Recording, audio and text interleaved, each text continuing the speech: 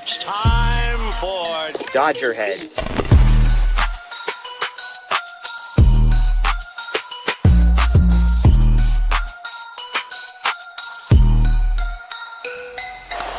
high fly ball into right field. Dodgers have won it all in 2020. Shohei Ohtani, 50-50 club. Strikes him out. There's a drive. Shohei Ohtani. Freeman hits the ball. She is gone.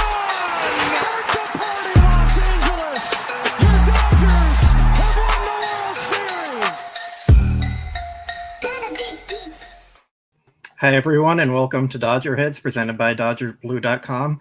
My name is Blake, and I'm filling in as the host tonight, and I'm joined today by Bruce. How are you doing? I'm doing great. I'm glad the Dodgers just pulled that one out so we can have a much more positive show.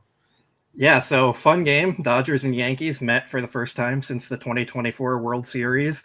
We, of course, all know how that game went, and tonight almost felt like a repeat of that. The Dodgers went down early. The Yankees were playing well early, and then they kind of fell apart. The Dodgers came back, and they pulled out the win. Of course, the big story was Shohei Ohtani hitting 2 home runs, and it matched right after Aaron Judge led off the first inning with the homer for the Yankees there. So, yeah, I mean, it was a great all-around showing for the Dodgers. What was your biggest takeaway from this one?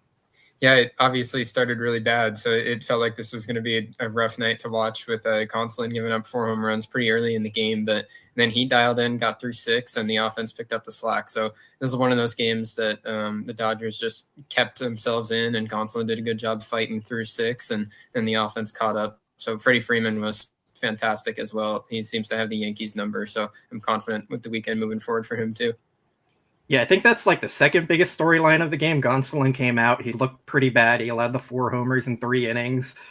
And if from that point, if you said like he was going to outduel Max Fried in this game, you would have said like, oh, you're crazy. Like, right, there's no chance of that happening. And then by the end of it, he actually did. He threw 1 more inning. He allowed less runs. It was kind of crazy how he turned it around. He switched to pitching out of the stretch instead of out of the windup. So maybe that helped him a bit there, figure something out. But yeah, I was impressed by Gonsolin really settling in after that bad start early and helping the Dodgers. He ended up being the pitcher of record that game. Right. It's crazy he got the win, but I mean, it felt like a continuation. His last couple starts had gone pretty rough. So for Gonsolin to be able to not let that dog pile and be able to flush it and come back, not only just getting through 6 innings was big to not have this bullpen be behind the 8 ball for the rest of the series, but doing a nice job through those last couple of innings too. He kept it close and allowed this game to unfold the way that it did. So a lot of credit to Gonsolin. Obviously the line still doesn't look pretty, and giving up 4 home runs isn't good. So it's not like things are great there, but to be able to shake off the start and still get a quality outing and set himself up for a victory is definitely a good thing. Yeah, I definitely thought we were going to see Chris Stratton make his Dodger debut that game. He's been on the roster for a bit and hasn't pitched yet. Felt like a perfect time to get him 3 innings, but they really settled in and gave the team a chance to come back. So great on him. And we have a lot of super chats about the game, so we'll start with this one because it's related. Crazy that Gonsolin got the win while giving up 4 homers in the first day, 3 innings. Shohei greater than Judge. That's from Dr. Cole. So yeah, kind of what we were talking about. Gonsolin really, he settled in and he gave the Dodgers what they needed. It's not a pretty start like you mentioned, but again, that's kind of the life of a back-end starter. You're going to have inconsistencies here and there. They're going to give up runs from time to time. But really, it was huge that he was just able to go 6 innings and really give the bullpen a chance to rest a bit more and not have to rely on them as much, and then also allow the offense to creep back into the game and eventually take the lead. So, yeah, great on Gonsolin for that outing. I'm sure he's going to want those first 3 innings back, but overall he did his job, and it helped the Dodgers get the win tonight. Good on the other part of that super chat too, because Shohei took round 1. This feels like the weekend of Shohei Ohtani versus Aaron Judge. When we talk about the World Series, that I don't even like calling it rematch because we're in the regular season and the Dodgers already got that part done. But this was obviously a series everybody had circled, and feels like Shohei versus Judge is the big storyline. Ohtani now tied for the Dodger franchise record for homers with those 15 in a month, and it's pretty crazy the run that he's on right now, and picking up 2 more tonight was huge in the win. Yeah, and then this is going to be a major topic, I think, from Bacon Tree here. Great fight for the win. Gonsolin gave you 6 early. After the early struggles, Ohtani's a machine. Pitching held it down. Does Rojas have IQ? So for anyone wondering there, when the Dodgers were rallying, they had the bases loaded. Miguel Rojas came up with one out. He swung the bat, and he hit into a double play. So the Dodgers had Shohei Ohtani on deck, left the bases loaded. Didn't end up coming back to hurt them, but at the time, a lot of people had some questions about why Rojas was allowed to swing the bat. So what was your take on that one? I mean, I hate to say it. Obviously, you can't send a big league hitter up to the plate and tell him not to swing. Looking back, you would rather have had him go up and just take 3 pitches for a strikeout. But Tim Hill wasn't throwing strikes. The mistake there was being over aggressive. I think Rojas needed to at least, take a strike and be a little bit more patient than he was. And he went up there with the regular Miguel Rojas plan. It's clear the plan was to try and poke a ball through the right side, and he just hit it right at Goldschmidt. So it was tough, but there's not really much. It's just the way it rolls, and you can't have him go up there and just tell him not to swing. He's still a good bat-on-ball guy, and you're hoping he can at least try and elevate and get another run home, even if he's sacrificing an out. But hit it right at Goldschmidt, so he got retired. Yeah, I think the being good bat-on-ball guy kind of worked against him there. Yeah, I did have some issues with his approach to that because the pitcher was wild. Like, you want to go up there and try and work the at bat a little bit more, especially when you're the 9-hitter, and not try and play hero ball necessarily. I don't think they would have ever told him just go up there and don't swing the bat. That's something that was reserved for pitchers back when they were hitting, and you had Kenley Jansen going for a 4-out save, and you just told him go stand up there. It doesn't matter. You're not doing that with Miguel Rojas. So it was unfortunate, but there's no world where they're telling him to go out there and don't swing. But I guess related to that, we have this super chat here. Can no reporter directly ask Doc why Rojas gets starts given his terrible bat speed and subpar defense? Do you think at any point they told him to don't swing? So we just kind of addressed that. No, they didn't tell him that. Related to him getting starts, he's their backup shortstop, and he's on the roster, so he's going to play. I think his defense at shortstop has been fine. His defense at second and third has not been great, which, to be fair, he hasn't played that a lot recently. Related to his bat, he's never been a hitter. He's the last guy on the bench. You're not going to get great production from those guys ever, so he needs to play at some points. Mookie Betts, which we'll get into, was the reason he wasn't playing, so I don't really have a huge issue with it. He's not going to play as much as Hassan Kim or Kike or anyone else on the bench, so for me, it kind of is what it is. Do you have a different take there? You've got a 26-man roster. Everybody's going to play on it. And when your regular shortstop and Mookie Betts got hurt today, Miguel Rojas was going to be the one to go in there. They still haven't given Hassan Kim a single at-bat against a left-handed pitcher this year. So with Max Fried on the mound and with Tim Hill in the bullpen, Kim wasn't going to get that first left-handed plate appearance tonight. So Rojas was the only guy to start, and it didn't go well, but that's just how it rolls. Yeah, I also don't think they're entirely comfortable with Kim playing shortstop. And no. Edman hasn't played there this year, if I can remember that right, or he hasn't played much there at all this year. And he's still kind of rehabbing from the ankle injury a bit. They didn't want him playing center field too much, so I don't think they'd really risk moving him around. So with Mookie out, you kind of had no other option than Rojas to play there. And like we said, he is a guy on their roster, so it's kind of what it is there. Yeah, he would have been starting against a lefty anyway, probably at second base. And it's Conforto that got put into the batting order who wouldn't have been if not for Mookie's absence. Yeah, that's a fair point there. And then from Fritz here, up and to the right, Yankees just got charged 4 premium lemonades thinking LA was a soft drink. What a game. Good for team morale with our diminished ranks. I don't know if the team morale is definitely low or anything like that. I don't think they're changing too much based on this win. Even if they would have lost, I don't think they would have put too much stock into it. The Dodgers are really good at not letting themselves get too high or too low in any situation. They move on to the next game and brush things off pretty quickly, and that's a good trait to have in the regular season. I think sometimes maybe in the postseason it has hurt them a little bit more when they're maybe a little too relaxed and you need some more urgency. But right now, I think they're happy about the win. They're trying to win every game. They're taking it, but I don't think it changes the morale too much either way. Do you have any difference of opinion there? No, like you said, it's a good thing, and the Dodgers are as good as any team in baseball. That's the culture they cultivate. Is they don't get too high or too low, and you can't succeed in this game without that mindset. So the Dodgers, it's been rough at times lately, and the only way that they're able to stay in games like this and make a comeback like they did tonight is because they stay leveled and don't let those kind of those games get to them. There's other teams that coming off that tough loss to end the series in Cleveland and the games in New York last weekend. Like there's been some bad things happening lately, and there's other teams that once they fell behind early in this game, they probably would have rolled over, but not the Dodgers. So they got the win because of their ability to stay even keeled.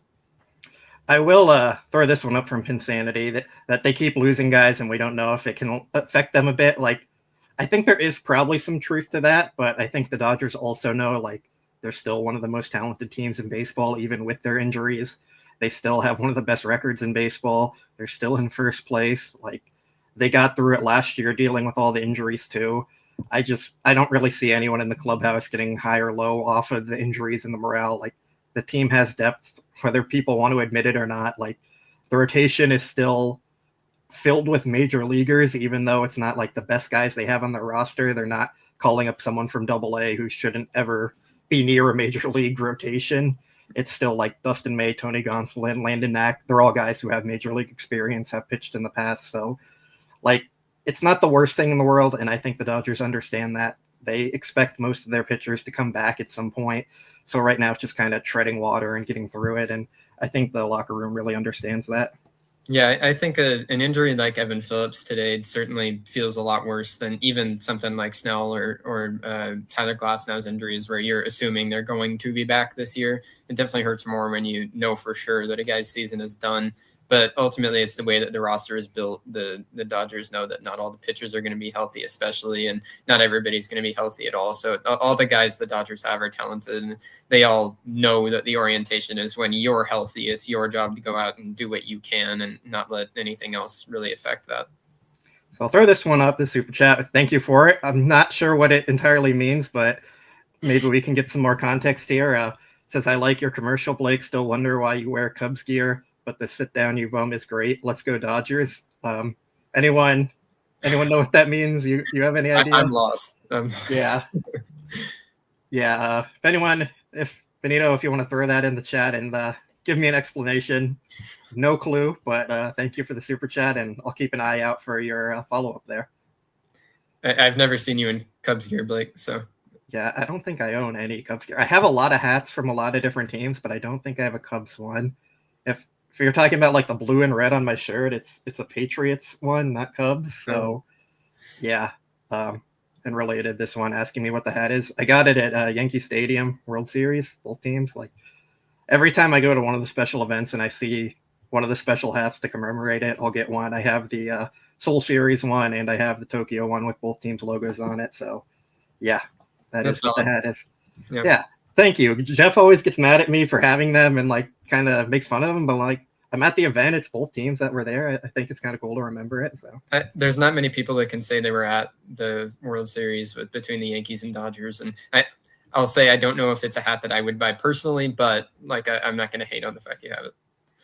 Yeah, I don't wear it out or anything. Like, I'm wearing it just for the show because Dodger Yankee. We're talking about the past World Series and current time, so it made sense for me to wear. And then from Jay here. F Apple TV getting Prime games should be on SNLA. I mean, yeah, I think they're better on Sportsnet LA, although the Apple TV camera, the broadcast quality is peak. I love when they have that 4K resolution compared to like 1080 or whatever on Sportsnet LA. So I like that aspect of it.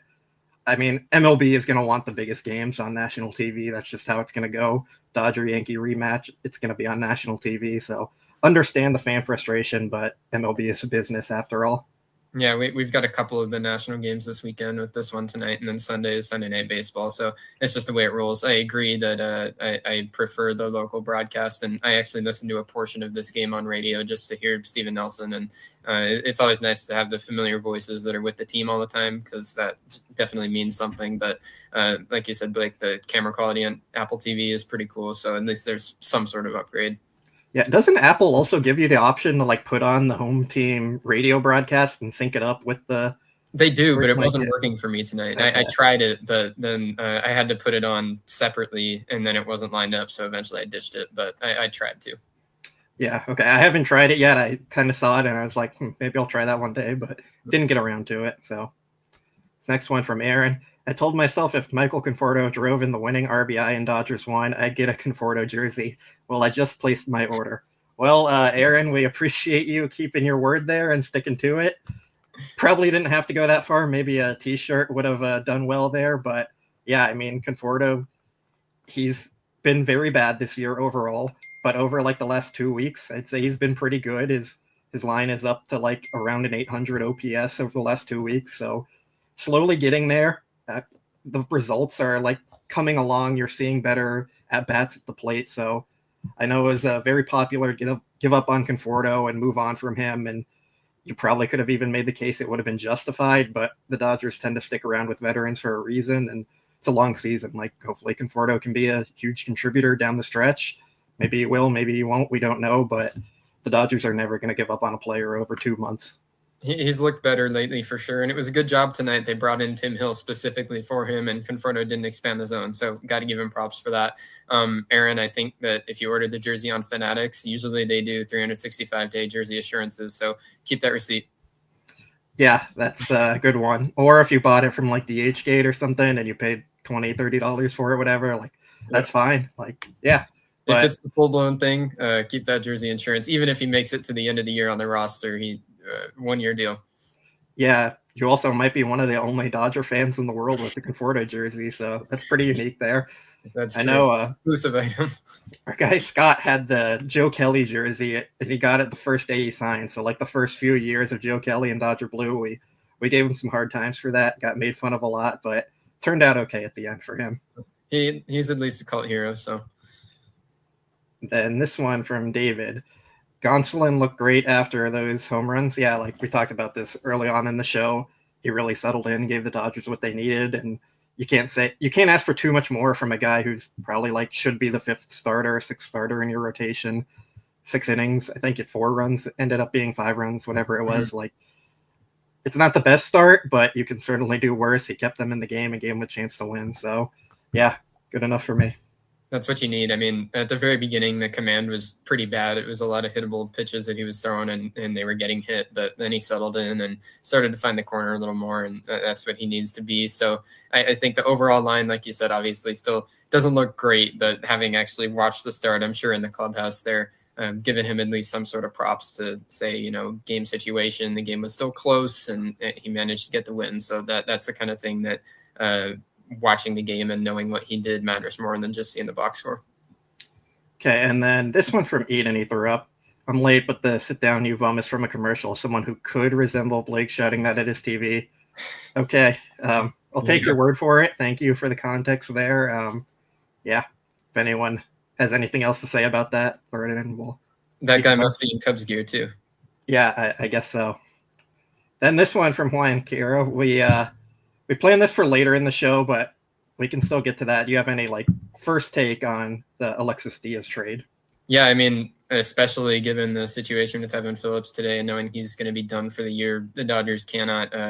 It's valuable to have another right-handed reliever in the mix. That he's a reclamation project. He's certainly not like Evan Phillips, and that you'd feel good handing him the ball at any time right now. But they're going to send him to AAA and hope to get him on track. So this deal certainly could pay off in a big way.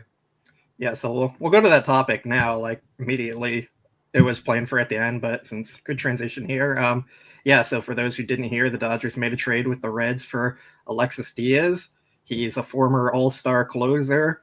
He's had some really good years, and over the last, since the second half of last year to now, he's been very, very bad. He lost his closer role. He got sent to the minor leagues, and the Reds basically just gave up on him. He is also cousin of Edwin Diaz, brother, one of those. He's related to Edwin Diaz of the Mets. So, yeah, baseball pedigree family there. And the Dodgers took the low risk, kind of high reward deal there. They sent him to the minor leagues. I think he's out in Arizona working with the pitching coaches, trying to figure things out. One of the main concerns with him is he lost a lot of velocity. He used to be a guy who threw in the upper 90s, and now he's been around 93. So the good thing is for the Dodgers, they definitely can get velocity back to a pitcher. They know how to figure those things out. The bad side of this is Diaz has been very bad because he has no control whatsoever, and that's sometimes a harder thing to fix. So if he can have some control, he can get back to being a solid pitcher, but a lot of work to be done there. and they ended up trading Mike Villani for him. So you had some more on him if you want to give that. Yeah, so I mean, Villani was drafted by the Dodgers last year, was local Long Beach State's closer last spring, and he's got solid stuff. It's a sinker and a breaking ball with the sinker in the mid-90s. So I think Villani could have a future as a reliever in the big leagues, but ultimately in a deal like this, if you're trading reliever for reliever, I would rather have the guy who at least has a track record of big league success. So with the Dodgers getting Diaz, the velocity drop is obviously something they're going to look to fix first. And with the command, even when he was good and an all-star, the command wasn't good then either. So it's not like that he hasn't shown he can succeed even when he doesn't know where the ball is going. He just has to get back to where he's not going to get hit and he can actually get those strikeouts. In his best years, he's been north of 30% on the strikeout rate. So if the Dodgers can get that back up there, I don't think that I really see Diaz becoming like a closer for this team, but if he could at least get back to where he could eat some middle innings like that would be valuable too, given how just barren the right-handed relief core is right now. Yeah, I'd be surprised if he's ever a closer again for any team, but I don't think it's out of the realm of possibilities that he becomes a contributor on this team or another one. He's also a guy that still has options, so they can send him up and down for a few years. It's not something where they're getting him and have to stick him on their roster and try and work with him and figure things out on the fly at the major league level. He is in Arizona. They have time to work with him, try and fix his delivery and his mechanics and figure out things that are going wrong. So really it's a very low risk, somewhat high reward potentially move. And that's always what the Dodgers are doing. They're always looking for relievers. They're always finding guys who end up contributing, whether it's Anthony Bonda last year or Phil Bickford in the past or Ryan Brazier they got off the waiver wire. So they're pretty good at doing these reclamation projects, and makes sense to try another one with a guy who has a track record and a pedigree as a former All-Star.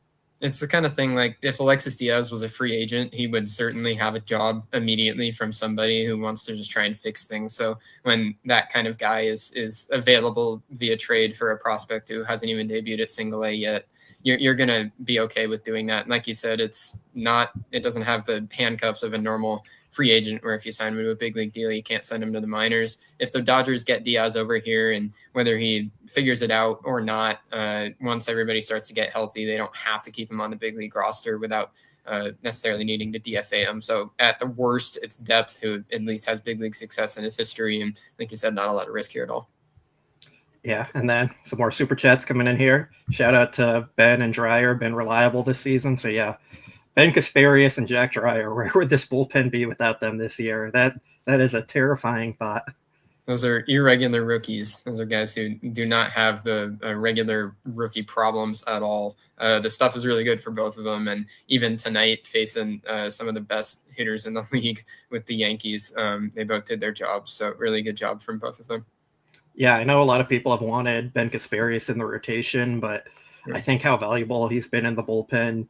He's probably their only high leverage right-hander right now, unless you want to include Lou Trevino, who, to be fair, Trevino has looked good in his few outings, but also he's a guy who was DFA'd 3 weeks ago or something at this point. So track record necessarily isn't there. But yeah, Ben Kasparius, you kind of need him in the bullpen with the state of things right now. I think if you didn't have 6 relievers or whatever it is on that IL right now, you'd probably talk about moving Kasparius into the rotation because that's how good he's been. But yeah, he's just been too valuable to the bullpen. And then I think Jack Dreyer's probably been their best lefty out of the bullpen, which, considering they went into the year with Tanner Scott, Anthony Bonda, and Alex Vesia, who were all pretty highly regarded, like that's impressive and saying something there for him. So yeah, they've both been saviors to the bullpen. It's scary to think about where they'd be without them.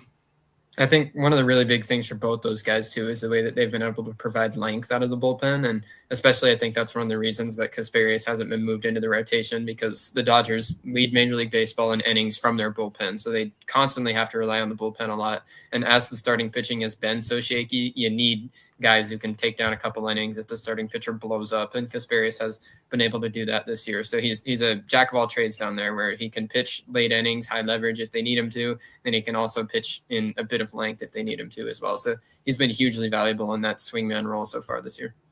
Yeah, for sure. Then we have another super chat here. Got a lot of them coming in tonight. From this one from Jeffrey. Let's talk about the decision on bringing Vesia in the 9th instead of Scott. So Scott was already in the game. He got the final out of the 8th inning there with the tying run at the plate, got out of it there. And then they went to Vesia, both of them have been kind of shaky this year. Tanner Scott's had some really good stretches and then some really bad stretches. So he's a little different here. It seems like Vesia has given up a lot of homers this year and just not fully been that dominant reliever we expect. He's also done this in the past where he struggles in the first half and then figures it out in the second half. So, yeah, I mean, they have 8 guys in the bullpen, and right now there's probably 2 of them you can really trust and rely on at this point, maybe 3 if you want to say, like, Tanner Scott's issues are more of a blip on the radar and not something you can actually expect to happen. So their options are limited here. I was a little surprised. Vesia was the one who came in the 9th inning. I don't have a huge problem with it. It just was more surprising to me than anything. I thought they'd stick with Tanner Scott, but it's also potential that they just wanted to give him more of a rest and not put all the pressure on him when he has been working on things and trying to figure out his struggles. So I know a lot of times Dave Roberts will maybe take out a starting pitcher a little earlier than most people would want to. And he says it's because I wanted to make sure he ends on a positive note so he can try and take that into the next game and build on it. So maybe there's some of that here, but yeah, I was a little surprised that they went to Vesia. It definitely surprised me, and it's not the move that I would have made. The thing that I wonder about it is maybe if they didn't want Scott up and down, having to sit down and then come back out. If he was only available for one batter or a limited workload tonight, he threw 26 pitches on Wednesday, and his last 3 outings before this one had been 20-plus pitches. So I don't know if that is something that was being considered, but it definitely surprised me to see Vesia go out there. There wasn't anything about the matchups that seemed better suited for Vesia than Scott.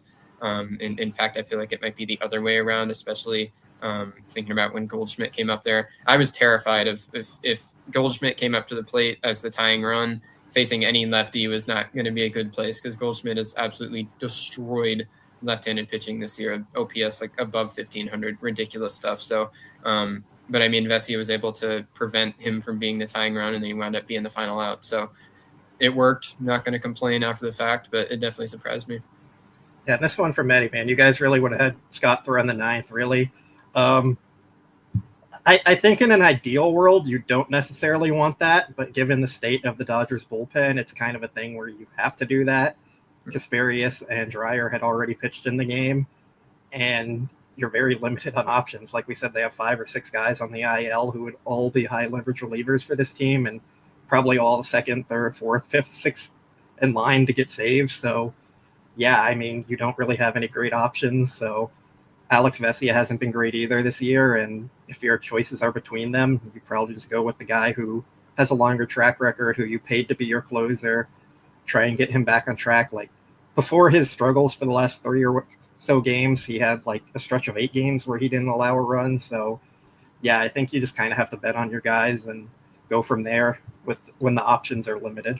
And knowing that the Yankees had 2 lefties due up, I feel like the Vesia is more of a since he's just fastball, it doesn't really matter as much what handiness and batter he's facing. But Scott relies on the slider so much. I think he's a good matchup against Grisham and Bellinger. But like I said, I mean, it worked, so there's no use complaining now.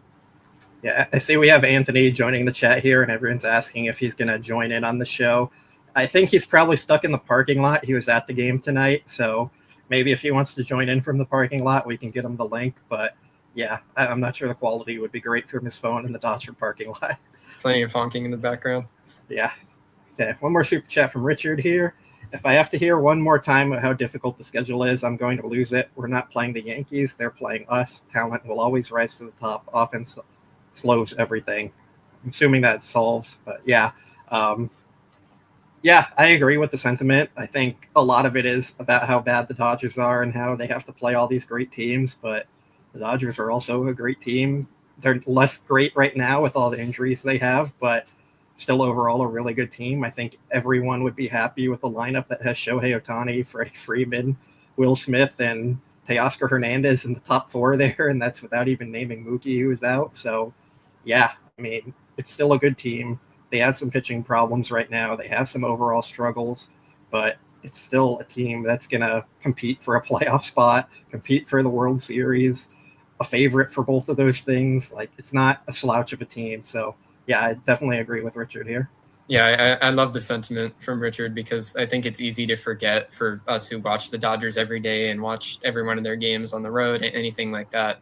The Dodgers are the biggest team in baseball, that whenever any other team plays the Dodgers, they're terrified. So it can feel that way for Dodger fans when you play another giant, but the Dodgers are still much more fearsome than the Yankees, even with the injuries. And Shohei Ohtani showed why tonight. Ohtani 2 home runs, Freddie 3 hits. Like the lineup is terrifying. Doesn't matter what's happening on the pitching side. Nobody wants to pitch to the Dodger lineup.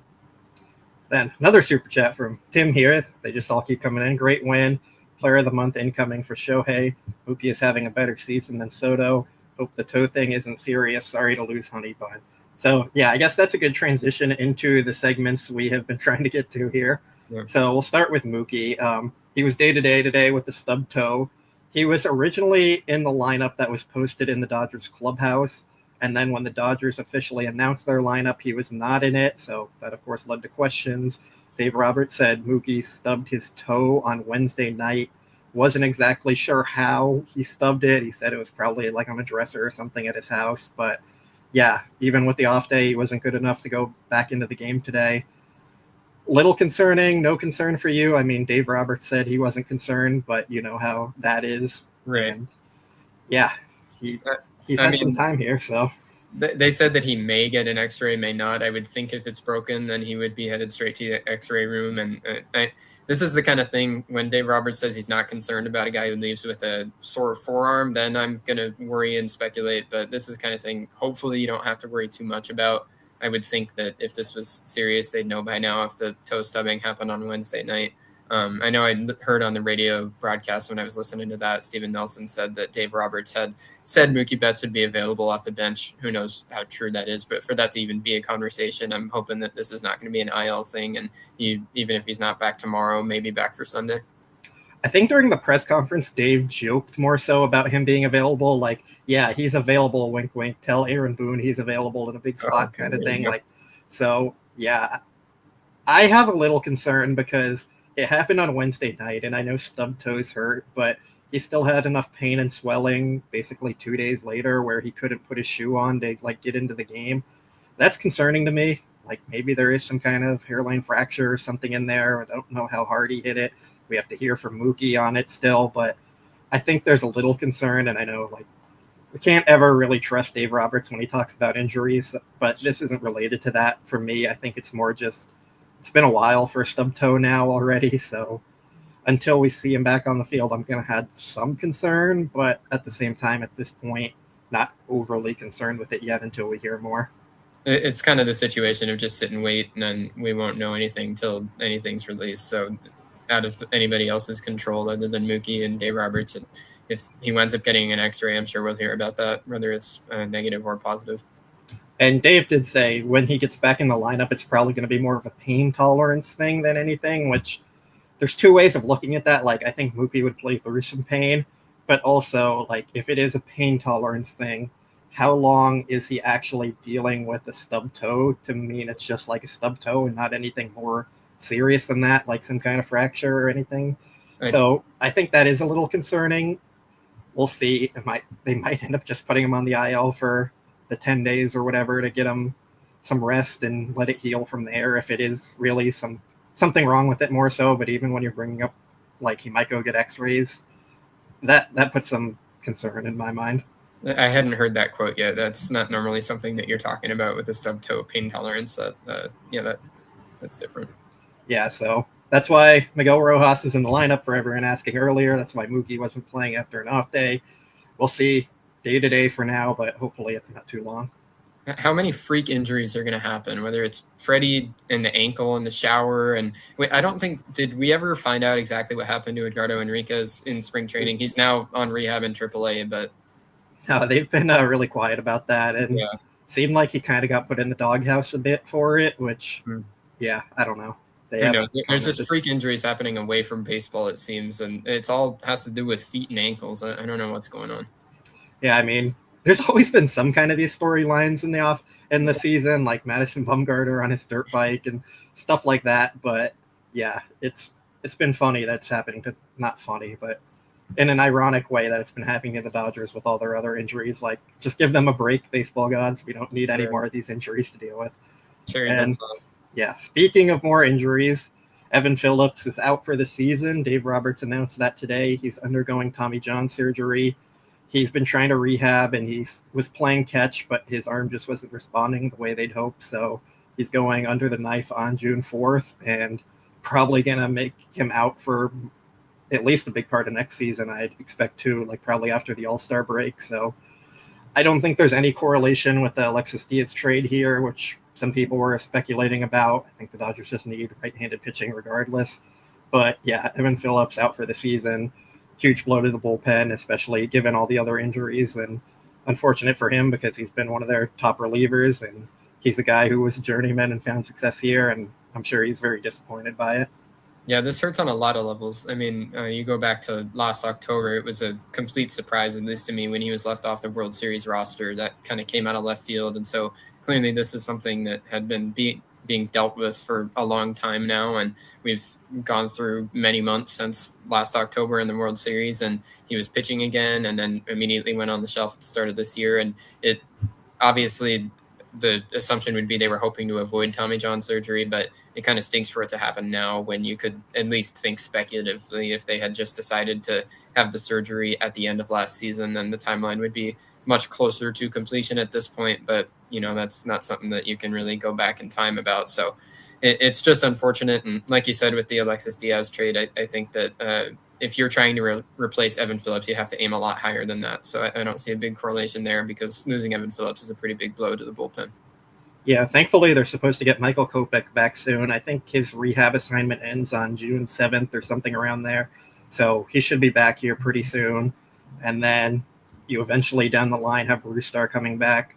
I know Kirby Yates threw, I think, live BP today or bullpen session, one of the two. So he's making some progress there. And you just have to hope like those guys are going to come back and help you. We haven't heard too much on Trinan recently, but yeah, he's another guy that's out. So they hopefully have some reinforcements coming down the line and can figure this out before the playoffs, because realistically, that's all that really matters. And we know they're going to be in the market at the trade deadline for pitching. Henriquez potentially too should be close now that he's started the rehab assignment. So if Yates could come back and not need a rehab assignment, that would be great. If he was only for the 15 minimum stay, we'll see if that happens or not. If he's facing hitters already, I have some sort of hope there, but they desperately need some of these righties to get back healthy, and Kopech and Yates seem like the closest ones. Yeah, those two guys would be huge for the bullpen. They both have closer experience. They're both guys the Dodgers can rely on. When you don't want Tanner Scott in the ninth inning, like that's the kind of thing you do. Instead of going to Alex Vesia, you go with Kopech or something there. I know it was the lefties tonight, so in a normal situation, you probably see Kopech or Scott there in the ninth, but I'm sure we'll see Yates and Kopech get some save opportunities as well. So be a huge boost for the bullpen, and hopefully they come back sooner than later. So now on the positive note, we're going to do your prospect segment of the week. So yeah, take it away. Yeah, so Joe Vitrano is the guy that we're going to highlight here today. He hit a grand slam for Great Lakes. He's a guy who hasn't been totally healthy since he got drafted by the Dodgers, but he was an early rounds pick out of Boston College a couple of years back. First baseman who bat speed is the big thing here. So there's a lot of raw power to hopefully tap into, and we've seen it in Great Lakes this year. So it's kind of fun. Last week we highlighted one of the guys who's been the most talked about in the system, and now this week we're highlighting Joe Vitrano, who is certainly lower on the radar but deserves his flowers. It's not often that I talk a lot about first base only prospects, and he's locked to first base. This isn't a guy who's going to be moving anywhere defensively, so it's a bat pretty much only profile, but the bat's legit, the power is very legit, and he only was taken by the Dodgers as high as he was. I believe it was 5th round out of BC because of that bat speed. The Dodgers are not an organization who drafts a guy with a limited defensive future unless they really, really like the bat, and that was the case with Vitrano. So grand slam today in Great Lakes, a lot of power to hopefully tap into as he goes on, and I think he's a guy who's going to be in Tulsa before the end of the year. If he continues slugging, then he's definitely going to get onto the radar sooner rather than later. All right, so we have some news about Mookie here. If everyone wants to start throwing in questions, we'll get to that after the Mookie stuff. But yeah, Dylan Hernandez tweeted that Mookie Betts said he has a fractured toe, but expects to be back in a couple of days. Just pain, he said. He banged his toe against the wall, walking to the bathroom in the dark. So I think some people are throwing that in the chat. I just saw the tweet now, but yeah. That all explains the pain tolerance thing. Yeah, a little more concerning there. Mm-hmm. I mean, as Anthony said, no IL is expected. We'll see. Every time the Dodgers say stuff like this, I kind of doubt it. I feel like they're going to go the route of he'll stick on the roster for a few days, and then they'll end up putting him on the IL, and then he'll be back like after that with the backtrack date to May 30th now. So, yeah, we'll see. My immediate reaction here, Mookie, a fracture won't heal like in 10 days. So I if he really thinks he can play through it, I think that they might do that. But my first thought is he's been so good at shortstop this year, and the mobility is a big part of that. Even though he doesn't have the sprint speed anymore, the quick twitch is still there, and this is something that can certainly be limited if you've got a fractured toe. So that concerns me. And also, God, Mookie just can't catch a break. It was the hand last year that the power didn't really come all the way back from, and the bat speed was the highest it's ever been in spring training this year. Then he got the virus, and now it's a fractured toe. That just stinks for Mookie. Yeah, and then Anthony coming in with more bad news. So, I mean, we just need to kick him out at this point. Sounds like Freddie could miss a game or two, tweak the ankle again in the rundown. So, yeah, I saw when Freddie slid into home, it looked to me like he jumped up after and was like kind of limping a bit there, and that concerned me a bit. I know he's been limping a lot, but that was pretty noticeable there. But if he did it again in the rundown, like, yeah, not great. We know Freddie's been playing through the ankle pain, and yeah, if he's out for the next few games, the Yankees are going to be very happy because Freddie owns them. It's still impressive to see him double again, but yeah, I mean, another tough break for the Dodgers here. Last thing the Dodgers need is these knick-knack injuries to the big guys. So, yeah, both bad news here. Okay, we have some questions, and both of them, these two are directed at you. So, based on Mike Sirota from the last show, does he get called up to Double-A this season, or is it a bit aggressive? I don't know. The biggest obstacle there is I think that it depends whether the Dodgers have him moving quicker and above Josue de Paula and Zahir Hope. I think somebody has to get moved up to Double-A somewhat soon because there's kind of a logjam in Great Lakes right now, and not all of them are on the field every day, which is not something that you want to keep happening for very long. Sirota's older than those two guys, but Hope and de Paula both have obviously much more experience at High A already. So I think Sirota could get up to Double-A by the end of the year, but I think he's going to have a decently long stay in High A to continue moving up. The Dodgers just aren't a team that moves minor leaguers through the system very quickly like that. They're not the Padres, they're not the Angels, where if you have a good week, then all of a sudden you're ready to move up a level.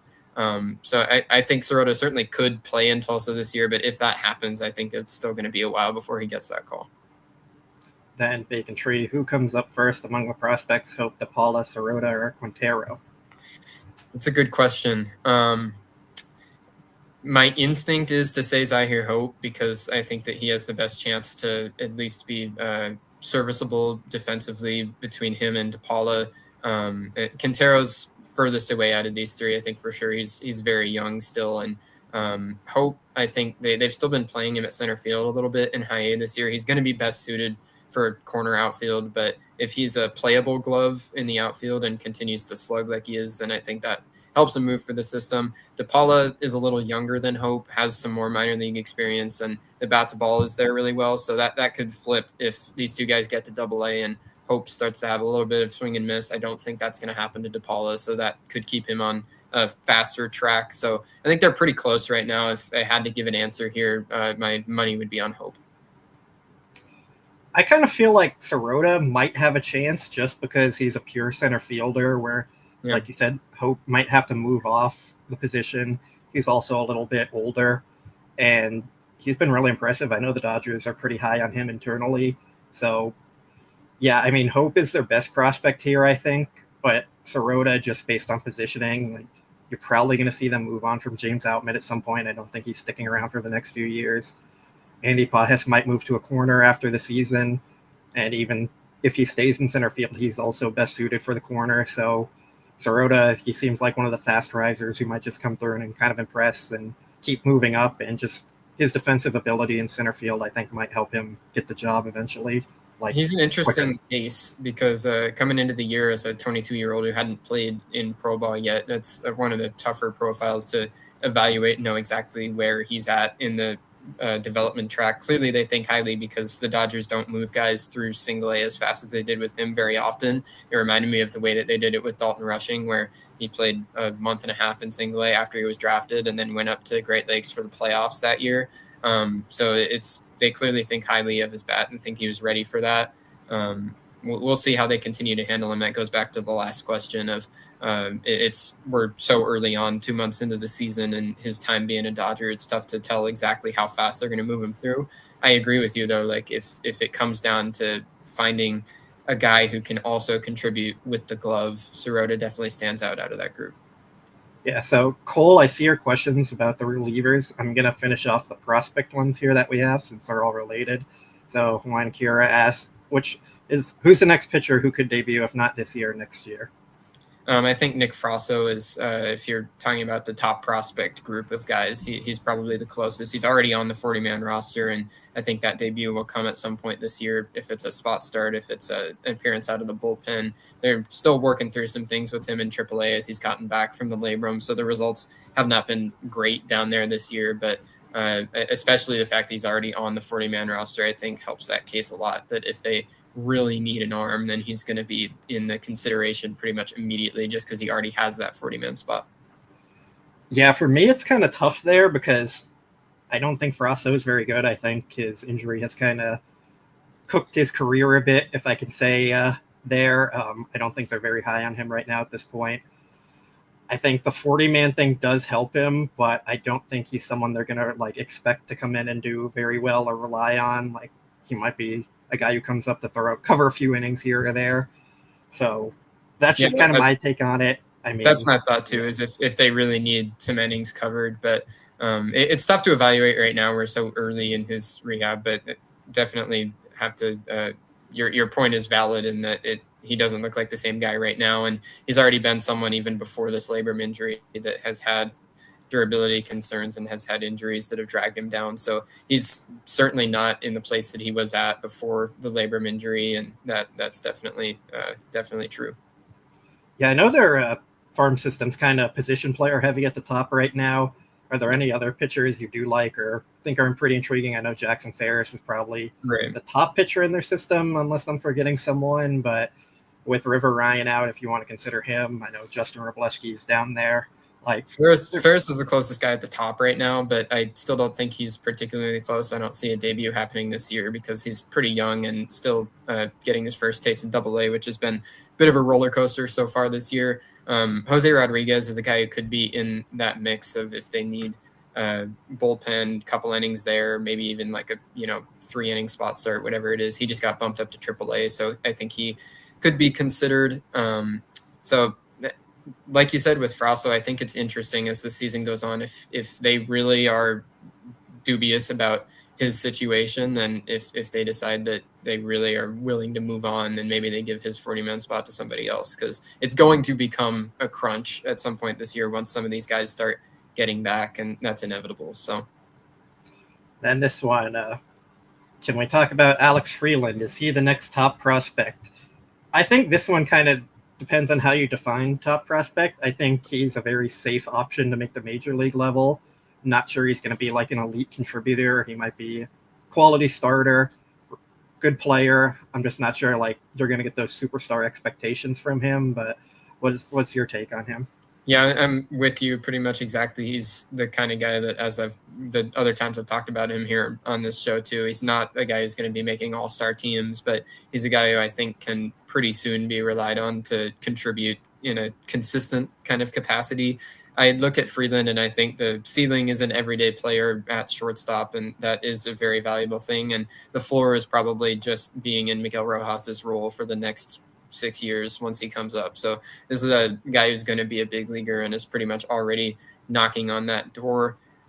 Really, it depends on who you ask how you think of his bat to ball ability, because it's been he's been divisive the last couple of years. Some people think that his contact ability is better than others, and the good thing with him, he's got a very good eye and controls the zone well. So it's like a high on base floor and whether he has enough bat to ball to let his raw power get through. We'll see, but he's also got the good glove, so he'll be a contributor in some capacity. Yeah, he kind of cooled off a bit at AAA more recently, started the year really hot. I know that kind of pushed a lot of people to say call him up at this point already, but yeah, I think him cooling off a bit hasn't really like forced them to make a move like Dalton Rushing did, like Ha-Seong Kim did. So yeah, we'll probably see him at some point for sure next year. He has a chance to make the team this year, late in the year, possibly as an injury replacement or something like that. But yeah, he's probably a little more down the line type player for this team. I think he's not a guy who's like a savior of the team or a savior of the lineup or a guy that you call up and know for sure you can plug into an everyday role. But I do think he's going to debut this year, and I wouldn't be surprised at all if he at least gets some sort of opportunity to win some playing time down the stretch, whether it's at second base. I don't think they move Mookie off of shortstop for him, but I mean, that could all change right now with this fractured toe. That is a new thing that I haven't been considering if that really hinders, who knows what happens because, but if we continue to have Miguel Rojas struggle, I don't think it's impossible that by the end of the year, Freeland is in his roster spot as the utility infielder. He wouldn't bring the veteran presence and everything else that Rojas has, but in terms of value on the field, I think Freeland is pretty comparable at this point. I see all the other questions, but this one made me laugh. People want to trash Rojas and say he's no purpose on this team, but with him gone, who's going to pour milk in rookie shoes? I mean, yeah, need someone to do some of the rookie hazing there, but I mean, Rojas is realistically here to fill the last spot on the roster. He's not a guy that they're expecting to be an elite contributor or even a great contributor. Like, he's just filling the final roster spot. He can play a few defensive spots. It's not something you really need to worry about upgrading too much. And like in the postseason, he's probably not going to play at all, if ever. So it's just kind of a thing there that he's around for now and they might move on at some point. But yeah, it's not like a huge deal either way. Even with the highly publicized stuff with Jazz Chisholm, I think that the Dodgers see him as a good leader, and that's the way that he's viewed. So he contributes when he's not on the field, and ultimately that does have a lot of value for a guy who's not going to play very much. Yeah, he's a guy who helped Mookie at shortstop a lot. He's taken some big strides there. I know a lot of people love to hate on Mookie's shortstop defense. I've been very pleasantly surprised by it. I think he's been at least an above-average defender there, and there's some errors and mistakes here and there, but overall he's been really good, and every shortstop's going to have some errors here and there. So, yeah, I think Rojas is providing some value off the field as well. I'm with you. This offseason, when they announced that Mookie was going to play shortstop, I disagreed with it, but he's been a pleasant surprise. He's been great there this year defensively. All right, there's more prospect stuff, but I do want to get to Cole's question because I've been kind of skipping it to do the other prospects one, but people want to ask you about the prospects, so... Here's from Cole. Which good reliever might be available at the deadline? Do we see Dodgers target someone or stick with the injured players, hopefully coming back? For me, I kind of think they're going to stick with their injured guys coming back and maybe look for a depth bullpen, kind of hope we can fix some arm like they've done with Kopech and Joe Kelly type pitchers. I don't think they're going to be in the market for an elite shutdown type reliever where they're going to have to pay high prices. It's just not how Friedman operates. So they'll get someone, I'm sure of it. I think they just need guys who can give them innings on a consistent basis and give them quality innings as well. Like, they just need some depth right now, I think. Yeah, I'm with you. I think part of the calculus for why, at least in spring training, it felt like the bullpen and the rotation were overcrowded was because the Dodgers did not want to have to go out and be desperate at the trade deadline. They avoid that, especially with relievers. And even though it's hard to imagine that right now, there are a lot of guys who are on the mend and coming back, and these are back-end types that would be the top of the market if you were to go to the trades. So ultimately getting back guys like Kopech and Yates and those top-level arms are just as good as acquiring one via trade, and you're not having to lose any prospects. So that I think is the plan of attack moving forward. So this one from GI, what happened to David Vody? He exercised his upward mobility clause and then gets put on a restricted list. Is he in some kind of minor league gulag? So from my understanding here, it's just he doesn't want to report to AAA, and that's pretty much all it is. He wants to try and find a major league job. I think he's going about it the wrong way. He should be in AAA trying to put up stats so some team then wants him. But yeah, it's just he doesn't want to play in AAA, and he's not showing up. I don't have a complete answer here. Like, I think my best guess is a scenario like you're saying that normally when these big league veterans get signed to these minor league deals, they'll have specific opt-outs built in where they can choose to get out of their deal at any time and go look for a major league job. Maybe Bodie just got tired of playing in AAA because he's been good down there this year when he has been on the field. And so if they just put him on the restricted list while he and his agent do some digging and try to find a major league job somewhere, maybe so. Normally, once that stage is hit, the guy will just opt out of his contract, period. But so maybe they're going about it differently. But that's the only real reason I can think of for why a big league guy on a minor league deal would be on the restricted list. Normally, that's a thing reserved for prospects who are having their workload managed. This one from Jay: do we have the next Kemp Ethier pair among those 4 young outfielders, or how do they compare? So before you answer, I think we have to start out by saying like that is a very lofty comparison and high expectations. I think if you got even one of Kemp or Ethier from that group, you'd be very happy with that. So yeah, what's your take here? Exactly. If you get a Kemp and Ethier out of that group, I'll call Kemp a should-be MVP winner, and Ethier was a long-time really good contributor. So that would be a great outcome for any of these guys. Ultimately, that's the game with prospects. But there are really high hopes with those 4 guys that we mentioned. Quintero's taken a big step this year with the power production, and he's thrown the bat to ball ability too, and a great glove in center field. So when you look at those 4 names that we talked about, Quintero and Sirota both have the real center field quality defense, and then a lot to like about the bats to go with it. So that's really great for both those profiles. And then Hope and Paula are more the corner outfield kind of guys who are just going to slug and be great offensively. So there's a ton to love about all 4 of those guys. Not all 4 of them are going to work out and be big league studs. If you get 2 of them to be that way, that would be a fantastic outcome. That's just the game with prospects. This one, not sure how to pronounce that. So if you know how, go for it. But will he hit 400 to finish the ACL season? Jeff and I went through the exact same thing last show, and I unfortunately I don't know exactly how to say his name. So coaching, I believe it's Eason. They were trying to talk us through it in the chat, but I don't remember. But this prospect, he has looked great in the ACL so far this year, and I ran through him last time, so I'll keep it brief here. But potential for 5 average tools at least, and I really, really like the bat. It's polished for how young he is, and there's a lot I like about the power stroke. So as he continues getting older, I think the Dodgers could have a real bat there for him. All right, so I think that's all the baseball questions we have, unless people want to throw in a few more here at the end.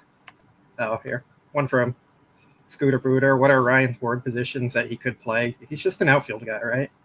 He's a corner outfielder and first base, and none of the positions are particularly good. I always feel bad when I am tweeting about Ryan Ward or talking about Ryan Ward, because it's hard to have this discussion without sounding disrespectful. But he's slugged, and you have to give all the credit to him in AAA. He's done everything he can do. Won the Pacific Coast League home run crown last year, hit 3 jacks yesterday, homered again now. Like, he's on a heater, and he continues to hit in the PCL, but ultimately he's a 27-year-old who doesn't play defense and doesn't have good bat to ball, doesn't really have great on base. It's literally a power only profile, and there's just not really a place for that on the Dodger roster. And it seems that there wasn't a place for it on any other team either, because he could have been taken for free in the Rule 5 draft by any of the other 29 teams this offseason, and he wasn't. So I really hope Ryan Ward gets an MLB chance. I think he will at some point. Drew Avens is another guy that was kind of in this purgatory, very different profile, but he finally got out of the Dodger organization this offseason and just got called up by the A's. So good for him. I think Ryan Ward might be on a similar trajectory, but even as he continues slugging, it's just hard to imagine a place for him on the big league roster, because he's the kind of guy that only fits a roster spot if he's in the lineup and hitting for power, and the Dodgers just don't have a need for that. Yeah, unfortunately, it kind of seems like one of those quadruple A guys who are like too good for triple A, probably not good enough for the majors, and that's why he's not getting a real chance anywhere. So I'm sure at some point some team will just take a chance and see if they can get anything out of him, but probably what his ultimate kind of role is in an organization. Yeah, would be happy for him. I certainly hope that he gets a chance, because I think he deserves one with how he's hit, but it's just not the kind of profile that fits on the Dodger roster. So we have a pronunciation here from Solon Style, Ku Ching Shen. There we go. I'll leave that one. Yeah, thanks. Then give me your updated postseason pitching staff prediction for this beautiful month of June. That is something that's probably going to change 30, 40, 50 times from here on out. So, yeah, I'll go with Yamamoto, Snell, Glasnow, and who's that fourth starter going to be? I'll throw in Dustin May as my fourth starter. I'm going to stay on the hopeful side, and I'm going to hope that that'll be Ohtani. Yeah, that's fair. I kind of forgot about him being the pitcher aspect of it too, but we'll see. Yeah, okay, yeah, I'll go with Ohtani for my fourth spot, and then if they go 5, Dustin May. But Bullpen, yeah. Realistically, I think that I would probably bet everything I have that not all 4 or 5, if you include May, of those guys are going to be healthy this October. I mean, yeah, probably, but it's right at the start of June, basically, end of May here, so we'll be a little more optimistic here. Hopefully. I know that's the flagship of the show, so don't mean to drag it down.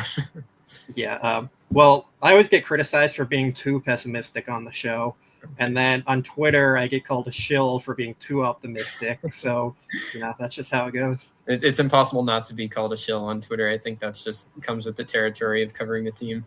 Yeah, so then bullpen, Tanner Scott, Alex Vesia, Kirby Yates, Michael Kopech, Blake Trinan, hopefully less optimistic about that one, Anthony Bonda, and Dustin May or Tony Gonsolin, whoever's not in the rotation. Ben Kasparius probably. I think that's 8. I forgot Jack Dreyer, so yeah, I guess you're taking out one of Gonsolin or May and putting in Dreyer there. So maybe Bonda. Yeah, he could be left off. Are they going to carry 4 lefties? It might depend on the team who they're playing. Yeah, they'll adjust it from series to series. So, yeah, I'll take Bonda off and I'll put Dreyer on. I'll leave Dustin May on and Ben Kasparius to finish it out. So, the reality is it's probably going to have 3 of those guys actually on it, and they're going to have 5 other different players. So, yeah. I'm with you. That's the best guess there. It's the list of all the, hope everybody's healthy, and that's the best group they could put together. So hopefully that's what it winds up being. Odds Ohtani hits the 16th home run in 1 month for the Dodger record. I mean, I'm never going to count out Shohei Ohtani. Nope. I was hoping that maybe he could do it tonight. That would have been awesome, but he still has one more day, and he hit 2 homers today, already 15 in the month. So it's basically he's going to homer every other day in May, it seems like. So we'll see if he used up the luck today, but like you said, never count out Shohei, so certainly possible. Would you rather have Shohei hit 280 with an 880 OPS and pitch, or just continue to DH and put up MVP numbers?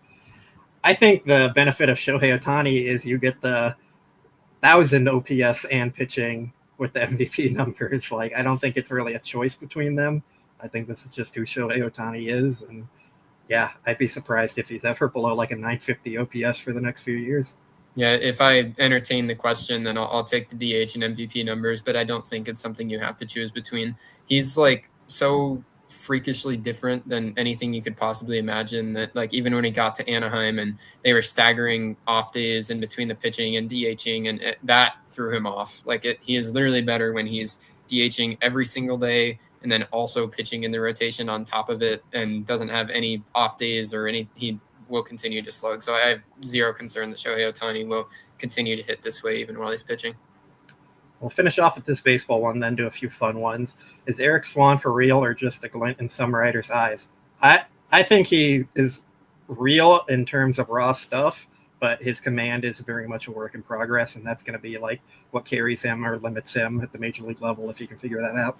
Yeah, I'll give an interesting comparison here because these two guys weren't the same kind of profile coming up, but Ben Kasparius had a lot of moments in the minor leagues where he got his brains beat in, especially when he first got to Tulsa. His fastball was just getting pummeled. So it's not as much of a command thing, but just as an exercise to remember that minor league results don't matter very much. Eric Swan's struggling right now. I was hoping that he would take a little bit more of a leap into the results category to have the stuff catch up, or the results catch up to the stuff, but that hasn't happened yet. I'm not going to just bail out yet on him, though. Hope the stuff catches up, sorry, I said that wrong twice, but the stuff is really good. The fastball is really high. He's got 4 different pitches, so there's a starter's repertoire there if he just throws strikes. And the biggest thing for me, honestly, even more than the strike throwing, is just stay healthy, because he hasn't been able to do that really as a pro. And I think if he stays healthy and continues to progress, there'll be a good pitcher there at some point, whether it's a reliever or as a starter. All right, that's all the baseball ones, but Manuel wants to know, can we get rid of the What's Your Favorite Food segment? Yes, we will do that just for you on this show. The reality is we just kind of answer what you guys are asking us. If you ask us food stuff, we're going to answer it. If you don't, then we're not going to talk about it too much. But today we have a lot of Star Wars questions, since you threw out on the show that you're a Star Wars fan, and of course everyone knows I am. So the first one, they just want to know about the blanket on my chair. No, it is the Dodger World Series blanket. That's the World Series trophy there. So no, not a Star Wars blanket. Don Kim wants to know, best Star Wars is Empire Strikes Back has to be up there. Revelation of Vader's identity and Han's future looking bleak. I think Empire is probably the most popular answer for the best one. My favorite one is Revenge of the Sith. I think the best made one is Rogue One. And I think the best all-around Star Wars show is Andor. I was going to say, I don't want this to sound like it's just a recency bias answer, but my answer is genuinely, I think Andor is the best Star Wars that there is, the best made, the most quality. That show from start to finish was just ridiculous. And I know it broke a record on IMDb for the final 5 episodes all being rated higher than a 9.5. No other show had ever done that. So I think Andor was genuinely special, and I hope that we get any more Star Wars in the future that is anywhere near that level, because then I'd be thrilled it's that good. Have you got into any of the animated shows, your Clone Wars, Rebels? I've watched all of Clone Wars and Rebels, yeah. Okay. I'm a big Rebels fan. So there was a long time when I was a kid that Clone Wars was my favorite show ever, but Andor has taken that seat now. Yeah. Andor, I think, you can say that's one of the best shows ever, just in a show perspective, not even from a Star Wars perspective only. It's just that good. It's so well made. Everything about it is amazing. I'm totally with you. It's a miracle that a show like that could be made within the Star Wars universe, because I think it's got the beauty of its art, and it's fantastic, and it doesn't even need to be Star Wars. And a lot of the episodes don't even really feel like they have to be happening in Star Wars. It's just great writing. Did you say your favorite film? Did I miss it? My favorite is Revenge of the Sith still. Okay. I'm with you on that. So I don't think either of us are going to say why Luke is better than Anakin then. I don't know. I think that post Return of the Jedi Luke, I in my mind think of him as the best example of a complete Jedi, and I feel like we haven't gotten very much actual content in movies or shows that shows that very well. But what I imagine Luke to be written as after he completed his evolution to become the peak Luke Skywalker, I think is the best that the Jedi could ever be. And I think that's the point of his writing. Yeah, I agree with that. I just think there's so much more with Anakin. He's so much more written out. He has way more content about him. It's hard to kind of compare them as much. But yeah, I think Anakin has the best story, but Luke is the best Jedi in terms of what a Jedi actually is. So right. Yeah. So Star Wars is Anakin's story. That is, the entire saga is about Anakin specifically. He's the main character. So yeah. This one kind of out of topic. Am I a Marvel Rivals fan? I have not played it. I've downloaded it. I haven't played it though. I've played it once or twice with my friends, and I tried to play the little shark guy, but I couldn't get the hang of it, and the other shark was throwing me off the map before I could really enjoy myself. You a big gamer at all, or just kind of occasionally here and there casual? I'm a decent gamer, but I play a lot of the sports stuff, so I am a sicko with MLB The Show. So I'll tell you that. I used to stream it back in the pandemic. I did some time on Twitch and eventually got out of that, but I played MLB The Show a probably unhealthy amount. We'll have to get a matchup going at some point and even throw Scott into the mix here too. We've been planning that for a while. Haven't got around to it, but yeah, I asked Blake Snell if he wanted to play us in MLB The Show or like chatting baseball, like when he first got to the team. So maybe at one point we'll get that going, and yeah, that'd be pretty fun. I'd love to participate. I it's weird to say I love that game because it drives me crazy, but I never go away from it. Silly question, but will Blake be going to the 2027 Star Wars celebration in LA? Yes. If you could book your tickets already, I'd have them. I went to the one in Anaheim in 2022, and then I wasn't able to go to the next ones in Japan and Europe. So yes, I will be there. You have any plans to want to go or anything? I've never been to a Star Wars celebration, but I'd be interested in it. I would definitely keep an eye on it. I don't really know the process. Are the tickets an expensive thing to have to buy? No, I think I paid like $50 for the 3-day pass or something. I'll definitely consider it then if it's local. Yeah. So there is a food one here. I'm gonna lie. Have you been to Galaxy's Edge at Disneyland? No, I haven't been there yet since it got built. I haven't been to Disneyland in probably more than a decade. So Oga's Cantina is the bar they have. So favorite drink there. I don't drink alcohol, so I get the tea with milk in it. I like it a lot. I forget what it's called right now, but yeah, that is my favorite drink there. Is it blue milk? No, that's more of like a coconut kind of fruity ice type drink than actual milk. Matt doesn't like it. I like it. So yeah. If it was actual milk and the color is blue, I'd be concerned. I think True Moo had blue milk that they actually put out. I got that. It was a little vanilla flavored. But yeah, I don't think I could drink like a glass of milk and then walk around Disneyland. Like, no. All right. We have one more baseball one, so we'll throw it up here. Biggest heartbreak prospect for each of you guys. So obviously, I think this means like the guy that hurt the most when he didn't work out. My recent answer here is Diego Cartaya, because I think like many people, I thought he was very much the real deal, and as soon as he touched AA ball, it absolutely went down the toilet. So it's always a cautionary tale of no prospect is a sure thing, and especially with that leap from high A to AA. I know we just spent a lot of time talking about, and I love Hope and DePaula and Sirota, but all these guys in the lower minor leagues, that the Dodgers have a really, really good group of hitting talent in the lower minor leagues. None of them made that jump to AA, and if there's any jump in the minor leagues that will humble you, it's that one. So you have to wait and see. If they work in AA, then I'm willing to push the chips in. But until then, still, there's always going to be a little bit of question for me. For me, I think it was Zach Lee, because I was really high on him, and like I got his Game Used jersey. I had him sign it at a FanFest thing, so I was pretty disappointed when he didn't work out, although it turned out okay because they traded him for Chris Taylor. So could be worse, but like my all-time favorite player on the Dodgers was Blake DeWitt, because I was a kid and he had my same name, and I met him and he signed ball for me, and he didn't sign for anyone else. I was at the stadium there, and he came over because he saw I had the jersey on, signed it, and then went to the dugout. So that's a memory I'll never forget, and it was really cool. But he was already in the major leagues when I started watching. So I didn't really like follow him as a prospect or anything. So I don't know if that one counts.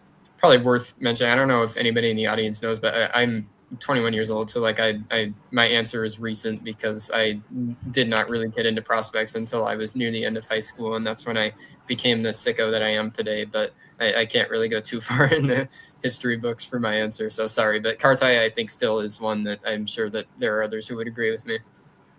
All right. 3 more just because they're fun and Star Wars related.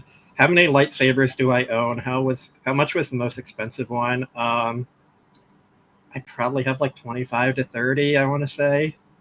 Most expensive one, I don't even know if I should say it, because I know as soon as Jeff or Matt gets a hold of it, like they're going to troll me forever. But I think it was like $850 or something like that. Yeah, it's one of the NeoPixel ones. So like the lighting is really great and the sound's great, and you can customize it and changes to different colors, and you could do all kinds of cool stuff with the lights and sound. So yes, I spent way too much money on that, and you can all make fun of me for it.